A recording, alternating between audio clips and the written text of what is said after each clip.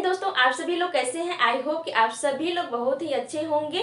और बहुत सारे फ्रेंड्स की कमेंट आ रही थी कि मैम जो है बीपीएससी मेंस का आप जो है स्ट्रेटजी बता दीजिए कि किस तरह से तैयारी करनी है, क्योंकि पीटी तो हो चुका है। आप मेंस का स्ट्रेटजी आप जो है शेयर करें और ये भी बताएं कि कौन कौन से बुक को रेफर करें और कौन कौन से बुक को पढ़ें, क्या स्ट्रेटजी होनी चाहिए जिससे कि बहुत अच्छे तरीके से मैं मेंस को क्वालिफाई कर पाऊँ।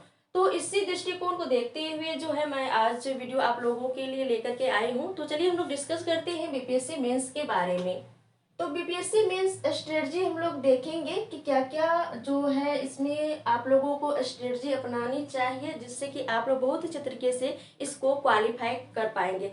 सबसे पहले हम लोग यह जानते हैं कि बीपीएससी मेंस में जो होता है तो कितने पेपर होते हैं। वैसे बहुत सारे फ्रेंड्स जानते भी होंगे, कुछ ऐसे होंगे जो कि नहीं भी जानते होंगे।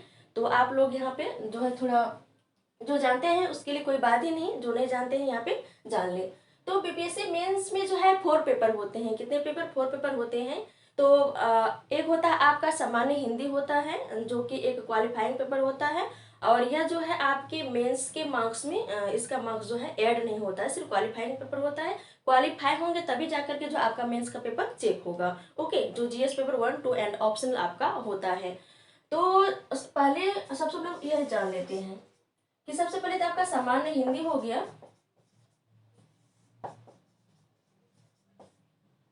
उसके बाद आपका हो जाता है जीएस पेपर 1।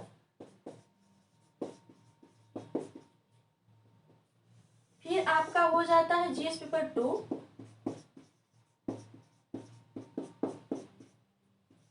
फिर आपका हो जाता है ऑप्शनल। ओके, ऑप्शनल पेपर आपका हो जाता है। तो सामान्य हिंदी जो होता है 100 मार्क्स का होता है। तो 100 में से आपको 33% लानी होती है। सिर्फ क्वालिफाइंग पेपर होता है, इसका ऐड नहीं होता है। और इसके लिए मैं कंटेंट की बात करूँ तो इसमें जो है वैसे भी जो हिंदी मीडियम के वैसे इंग्लिश मीडियम के भी तो एक सामान्य हिंदी आपकी है, अच्छी हिंदी है तो आप नहीं भी पढ़ेंगे तो फिर भी आप जो है वहाँ पे क्वालिफाई कर जाएंगे। लेकिन थोड़ा सा आप लोग जो है जो इसका प्रीवियस ईयर का क्वेश्चन पेपर होता है जो सॉल्व होता है तो उसको आप लोग जो है देख लेंगे। जैसे कि आपका मेंस का एग्जाम है तो मेंस का एग्जाम से एक 1 मंथ बिफोर भी आप लोग यदि देखेंगे तो बहुत अच्छे तरीके से आप लोग जो क्वालिफाई कर लेंगे। ओके, और इसके लिए बस इतना ही करना है, तो वैसे नहीं कि कुछ और एक्स्ट्रा करना है। तो क्योंकि ये क्वालिफाइंग पेपर ही है, इसका मार्क्स जो है ऐड नहीं होता है। आपके जो है मेरिट लिस्ट जब बनेगी या मेंस का जो रिजल्ट आता है तो उसमें जो है इसका मार्क्स ऐड नहीं होता है। तो आपको सिर्फ इतना ही करना है, इसका शॉर्ट पेपर को देख लेना, उसको सिर्फ कर लेना, उसके बाद एग्जाम दे देनी है और बहुत अच्छे तरीके से आप लोग क्वालिफाई कर जाएंगे। और जीएस पेपर में 1 की बात करूँ तो जीएस पेपर 1 में जो है 3 सब्जेक्ट होते हैं। कितने सब्जेक्ट होते हैं? 3 सब्जेक्ट होते हैं। एक होता है आपका हिस्ट्री आ जाता है, उसके बाद करंट अफेयर्स से होता है, उसके बाद जो है स्टेटिक्स से होता है। स्टेटिक्स में आपका हो गया जनसांख्यिकी मैथ्स का, तो उसमें हिस्ट्री, उसके बाद करंट अफेयर्स,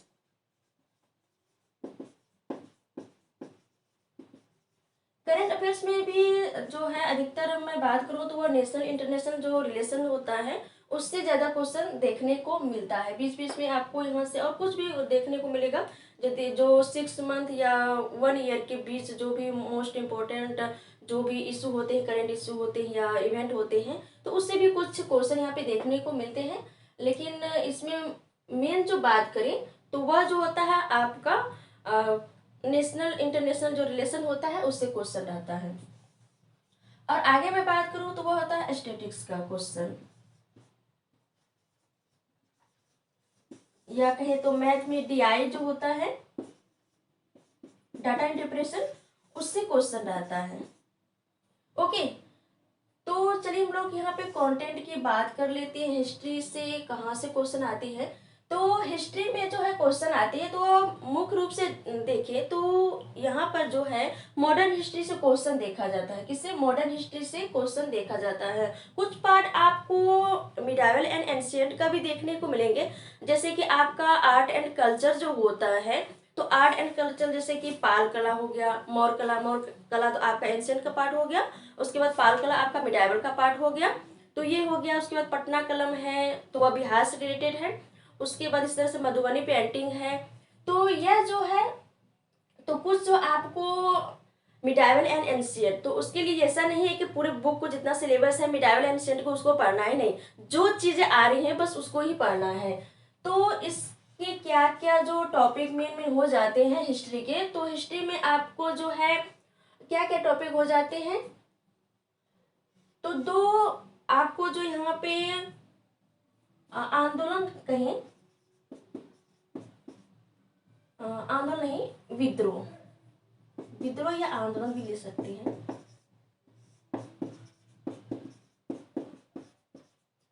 तो इसमें जो है आंदोलन या विद्रोह में बात करें, जैसे किसान आंदोलन हो गया, उसके बाद आपका जो संथाल विद्रोह, मुंडा विद्रोह, इससे हो जाता है क्वेश्चन। उसके बाद मैं बात करूं इसी आंदोलन में दूसरा, जैसे कि गांधी जी ने मुख्य रूप से कौन कौन से आंदोलन किए, जैसे सविनय अवज्ञा आंदोलन हो गया, उसके बाद असहयोग आंदोलन हो गया, उसके बाद चंपारण चंपारण सत्याग्रह है ये हो गया, उसके बाद भारत छोड़ो आंदोलन हो गया ये हो गया, इससे क्वेश्चन आते हैं। इसके अलावा आपको मैं बात करूं जैसे आर्ट एंड कल्चर से, जैसे कि मौर्य कला, पाल कला, पटना कलम और मधुबनी पेंटिंग, इससे क्वेश्चन आता है। और इन्हीं सब से जो है हिस्ट्री में आपको, इसी सब टॉपिक से जो है क्वेश्चन हिस्ट्री में आपको देखने को मिलेंगे। ओके। और इसके साथ ही साथ आप लोगों के लिए मैं थिंकर की बात करूं, जैसे गांधी, नेहरू, उसके बाद रविन्द्रनाथ टैगोर और उसके बाद अंबेडकर जी, इन चारों से क्वेश्चन रहते हैं। तो लगभग आपको यही सारे टॉपिक से जो है आपको क्वेश्चन देखने को मिलेंगे हिस्ट्री में। ओके। चलिए हम लोग करंट अफेयर्स की बात करते हैं। तो करंट अफेयर में आपको क्या करनी है, और हाँ यहाँ पे कंटेंट की बात करो, कहाँ से कंटेंट आप लोगों को लेनी है। तो हिस्ट्री के लिए आपको मॉडर्न करनी है, तो मॉडर्न के लिए आप लोगों को जैसे विपिन चंद्रा का मॉडर्न हिस्ट्री बहुत ही अच्छी बुक है, यह आपको यूपीएससी में भी काम देंगे और इसमें भी काम देंगे, तो उससे आप कर सकती हैं। यदि इसके अलावा और भी आपको बेस्ट बुक लगे तो उससे भी आप कर सकती हैं।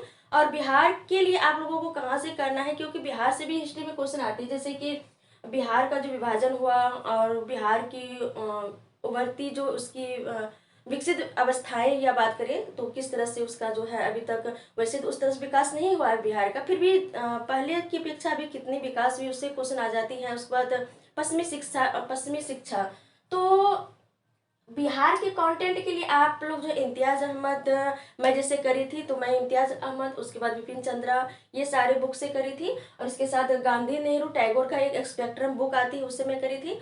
और जो भी इधर उधर थोड़ा बहुत कंटेंट लगा तो मैं जो है मैं जो हूँ वह यूट्यूब से कुछ कंटेंट ली थी। तो इन सारे से मैं हिस्ट्री को कवर करी थी, तो इसी बेस पे मैं आप लोगों को बता रही हूँ। इससे यदि आप लोगों को लगे कि इससे भी बेटर बुक आपके नज़र में है, आपको लगता है, तो उससे आप कर सकती हैं। चलिए करंट अफेयर की बात करें, तो करंट अफेयर में आप लोगों को कहाँ कहाँ से क्वेश्चन आते हैं, तो करंट अफेयर में जैसे कि 6 मंथ या 1 ईयर का, इसी से ही क्वेश्चन, इसी के बीच ही क्वेश्चन रहता है। तो इसमें से आपको नेशनल इंटरनेशनल का जो भी क्वेश्चन, नेशनल एंड इंटरनेशनल जो भी इशू बनते हैं उसमें जो है मुख्य रूप से आप लोग फोकस करें। और मुख्य रूप से ऐसे कंट्री जैसे कि जो भारत की जो नेबर कंट्री है वो हो गया, और उसके बाद इंडिया का जो अमेरिका के साथ कैसा रिलेशन है, उसके बाद जापान हो गया और साउथ कोरिया हो गया, उसके बाद कुछ चाइना के परस्पेक्टिव में भी दे सकती हैं। और चाइना और इंडिया और चाइना के बीच तो अभी संबंध अच्छे नहीं हैं, तो उसके परस्पेक्टिव में कुछ दे सकती हैं। और उसके बाद आपको पाकिस्तान, भारत और पाकिस्तान जैसे नेबर कंट्री हो गए, इसके अलावा उसके बाद भारत, जापान हो गया, इसी सब से जो है क्वेश्चन रहता है। उसके बाद नेपाल हो गया, तो इसी सब से जो है क्वेश्चन रहता है। और इसके कंटेंट की मैं बात करूँ तो इसका आप लोग कहाँ से ले सकते हैं और कैसे करें आप लोग करंट अफेयर का, तो इसके लिए आप लोग जो है, मैं दृष्टि को मैं पढ़ती थी और अभी भी पढ़ रही हूँ, लेकिन आप लोग कहाँ से करें, तो इसके लिए आप दृष्टि से भी कर सकती हैं या प्रतियोगिता दर्पण।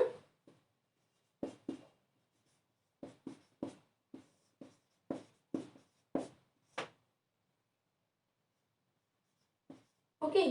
तो इन दोनों से आप लोग जो है कहीं से आप लोग कर सकते हैं। इसके साथ ही साथ आप लोगों को एक ये तो मंथली मैगजीन हो गया, इसके साथ ही साथ आप लोगों को कोई न्यूज़पेपर फॉलो करनी है। जैसे यदि आप लोग इंग्लिश मीडियम के हैं तो द हिंदू बहुत ही बेस्ट न्यूज़पेपर है। इसके अलावा आप लोग हिंदी मीडियम के हैं, लगता है कि आप लोगों को द हिंदू जो है पढ़ने के बाद उतना समझ में नहीं आती है, तो आप लोग हिंदी मीडियम का कोई भी जो सॉरी न्यूज़पेपर है उसको फॉलो कर सकते हैं। जैसे दैनिक जागरण हो गया,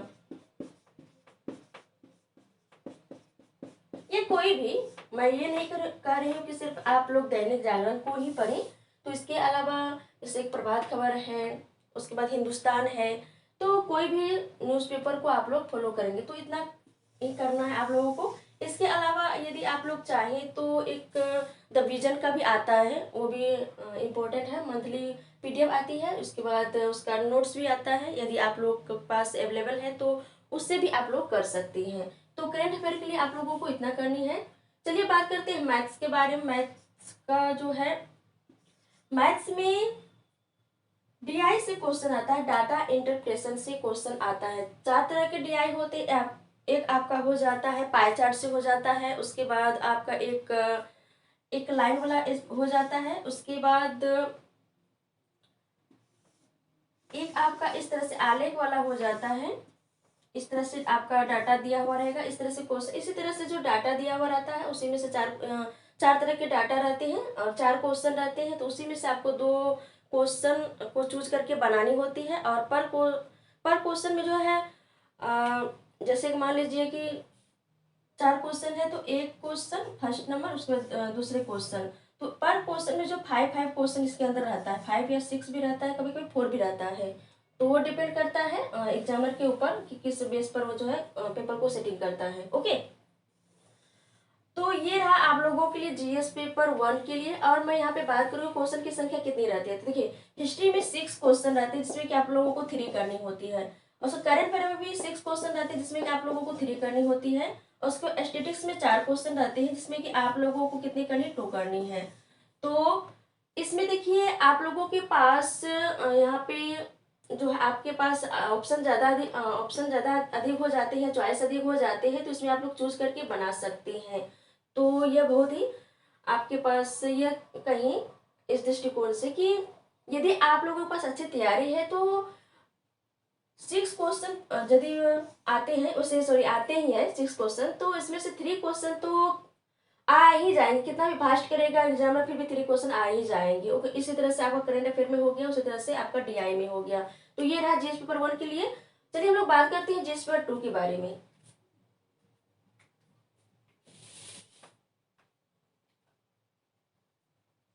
देखिए, जीएस पेपर 2 में कौन कौन से सब्जेक्ट से जो है एग्जाम में क्वेश्चन आते हैं, तो वह आपका आ जाता है इंडियन पॉलिटी से, उसे बिहार से भी रिलेटेड रहता है, बिहार का भी पॉलिटी रहता है। उसके बाद आपका आ जाता है इकोनॉमिक प्लस ज्योग्राफी। उसके बाद आपका साइंस एंड टेक्स आ जाता है।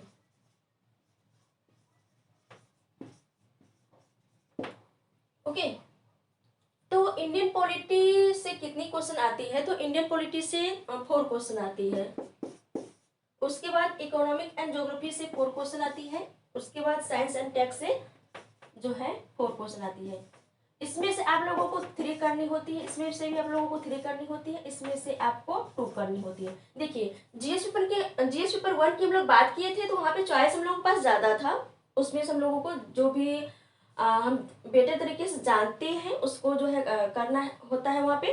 लेकिन यहाँ पे आपके पास जो है चॉइस कम हो जाती है। देखिए, 4 में से 3 करना, 4 में से 3 करना, उसके बाद 4 में से यहाँ पे 2 करना, यहाँ पे चॉइस थोड़ा कम हो जाती है। लेकिन ऑप्शनल की बात हम लोग आगे से करेंगे, ऑप्शनल में फिर जो है ज्यादा चॉइस हो जाती है। ओके, तो इंडियन पॉलिटी के लिए आप लोगों को कंटेंट कहाँ से लेनी है, तो लक्ष्मीकांत बहुत ही मोस्ट इंपॉर्टेंट बुक है, वहां से आप लोग कर लेंगे तो हो जाएगा।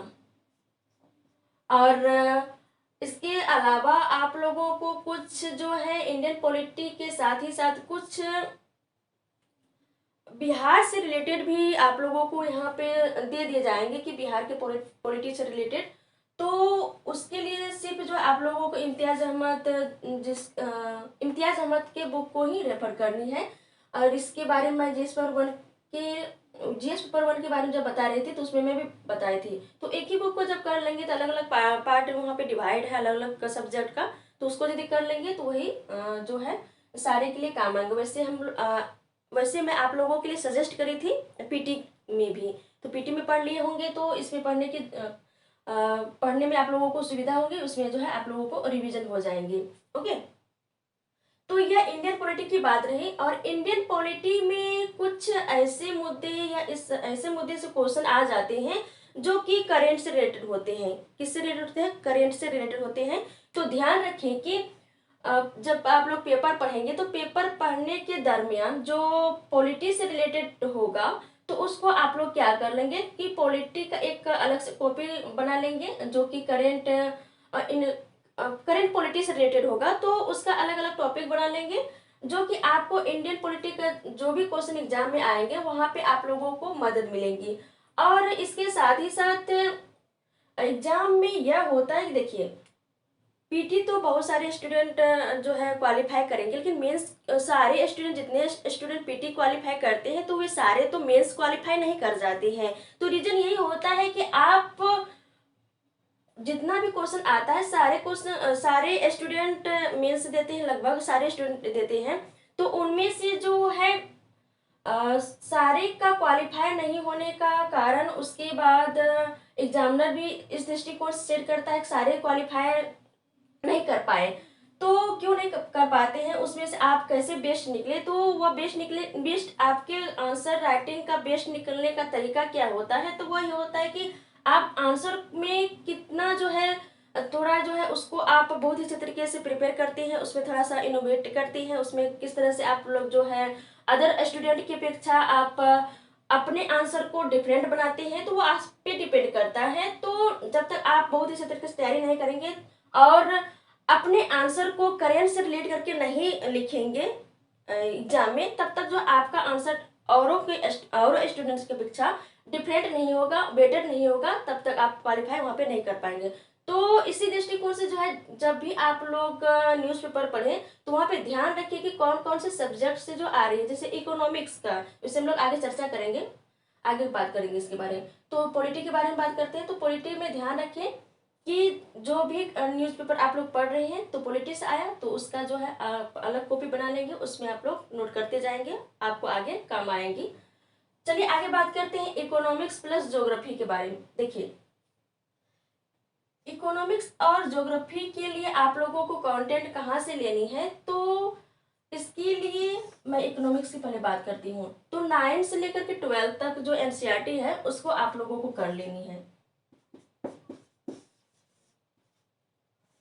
एनसीईआरटी, उसके साथ ही साथ इकोनॉमिक्स के लिए आप लोगों को क्या करनी है, जैसे कि बजट हो गया, उसके बाद आर्थिक सर्वेक्षण हो गया, जैसे कि 2021 का जो आर्थिक सर्वेक्षण आएगा, उसके बाद बजट बजट जो पेश होंगी क्या क्या जो बजट में बातें कही गई हैं, तो वो बहुत ही इंपॉर्टेंट हो जाता है आपके मेंस के दृष्टिकोण से। वो किसके लिए? इकोनॉमिक्स सब्जेक्ट के लिए। ओके, और इसमें आप लोगों को यही करनी है। और इसके अलावा बजट इकोनॉमिक सर्वे के अलावा जो भी न्यूज़पेपर में जो इकोनॉमिक सेक्शन का जो पार्ट होता है तो उसको बहुत ही अच्छे तरीके से आप लोगों को करनी है।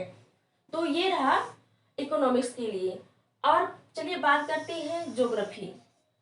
ज्योग्राफी के लिए जो है आप लोगों को क्या करनी है, देखिए सबसे पहले हम लोग थोड़ा टॉपिक को यहाँ पे देखते हैं कि कौन कौन से टॉपिक से जो है ज्यादा क्वेश्चन इकोनॉमिक्स और ज्योग्राफी में देखे जाते हैं। देखिए इकोनॉमिक्स और ज्योग्राफी जो होता है ये दोनों क्वेश्चन कंबाइन होते हैं। इन दोनों के क्वेश्चन क्या होता है एग्जाम में जो पूछे जाते हैं कंबाइंड रूप से, क्योंकि इन दोनों को मैं यहाँ पे साथ में लिखी हूँ, तो इन दोनों का क्वेश्चन जो होता है एग्जाम में वह कंबाइन होता है। जैसे कंबाइंड टॉपिक का कंबाइंड कैसे होगा, जो कंबाइंड टॉपिक होगा। तो कंबाइंड टॉपिक कौन कौन सा हो जाता है, जैसे कि आपका एग्रीकल्चर हो गया, उसके बाद पॉपुलेशन हो गया, इंडस्ट्री हो गया, उसके बाद एनर्जी जैसे कि और नवीकरणीय ऊर्जा हो जाता है, उसके बाद नवीकरणीय ऊर्जा। इन सारे से जो है क्वेश्चन देखने को मिलता है, इसे सारे टॉपिक से जो है क्वेश्चन देखने को मिलता है। तो इन सारे टॉपिक्स को बहुत अच्छे तरीके से आप लोगों को करना है। जैसे 9 to 12 एनसीईआरटी को मैं यहाँ पे बोली हूँ, तो वे सारे टॉपिक्स जो इन क्लास में होंगे तो उन्हीं सारे टॉपिक्स को आप लोगों को पढ़नी है। तो ज्योग्राफी के लिए भी आप लोगों को क्या करना है कि जो भी 11th-12th का एनसीईआरटी होगा उससे आप लोगों को कर लेनी है। उसके अलावा जो है ज्योग्राफी से रिलेटेड जो भी करंट इशू होंगे उसको आप लोगों को कर लेनी है। तो इसी से जो आपका ये हो जाएगा। चलिए आगे बात करते हैं साइंस और टेक के बारे में, साइंस और टेक्नोलॉजी के बारे में। तो इसका कंटेंट आप लोगों को कहाँ से करनी है, तो इसका कंटेंट जो आप लोगों को, जो भी आप लोग न्यूज़पेपर फ्लो करेंगे, उसके बाद जो भी आप लोग मैगजीन फ्लो करेंगे, तो उसका जो साइंस और टेक का जो पोर्शन होगा तो उसको आप लोगों को कर लेनी है। किससे? उसी को कर लेनी है, उसी से जो है आपका हो जाएगा। ओके, तो ये रहा आप लोगों के लिए जीएस पेपर 1, जीएस पेपर 2 की स्ट्रेटजी। चलिए हम लोग थोड़ा ऑप्शनल को देख लेते हैं। देखिए, बहुत सारे स्टूडेंट का तो ऑप्शनल एक ही पेपर नहीं होता है, अलग अलग पेपर होते हैं। तो यहाँ पे आप पे डिपेंड करता है कि कौन सा ऑप्शनल पेपर लिए हैं, तो वह आप पे डिपेंड करता है। और जैसे कि मैं आप लोगों को सजेस्ट करूंगी तो मैं लोक प्रशासन के लिए ही सजेस्ट कर सकती हूँ, और अदरवाइज मैं दूसरे के लिए नहीं सजेस्ट कर पाऊंगी। तो वह आपके ऊपर रहा। और मैं थोड़ा लोक प्रशासन के बारे में यहाँ पे थोड़ा सजेस्ट कर देती हूँ। तो लोक प्रशासन में जो लोक प्रशासन जो ऑप्शनल पेपर होता है, तो उससे जो क्वेश्चन आते हैं 12 क्वेश्चन आते हैं। कितने? 12 क्वेश्चन आते हैं। एक होता है खंड को होता है, उसके बाद दूसरा खंड होता है। तो पर खंड में 6 क्वेश्चन होते हैं, उनमें से आप लोगों को 3 क्वेश्चन करना होता है। तो इसके लिए यदि कंटेंट में बात करूँ तो बहुत सारे ऑथर के अलग अलग बुक आते हैं, जैसे कि लक्ष्मीकांत भी बुक लिखती हैं, उसके बाद महेश्वरी अवस्थी का है, उसके बाद मुकेश महेश्वरी का है। तो ये सारे जो है अलग अलग ऑथर के बुक होते हैं। तो इन्हीं में से आप लोगों को कोई बुक ले लेनी है। उसके बाद यदि आप लोगों को लगे कि आपकी नज़र में कोई इससे भी बेटर बुक है तो उसको आप लोग परचेज करें और पढ़ाई करें। तो ये रहा आप लोगों के लिए समान Hindi, GS paper 1, GS paper 2 और ऑप्शनल पेपर के लिए स्ट्रेटजी।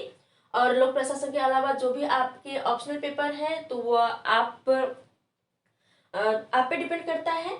और अलग अलग आप लोग जो है यूट्यूब का सहारा लें, और उसके बाद जो भी आपका ऑप्शनल पेपर है उससे रिलेटेड जो है सर्च करें, जानकारियाँ प्राप्त करें, उसके बाद तैयारी करें। और इसके आगे मैं बात करूं तो इसके लिए आप लोगों को क्या करनी, ये तो रहा आप लोगों की कंटेंट, कितना क्वेश्चन आता है, कहाँ से हम लोगों को कंटेंट एकत्रित करना है।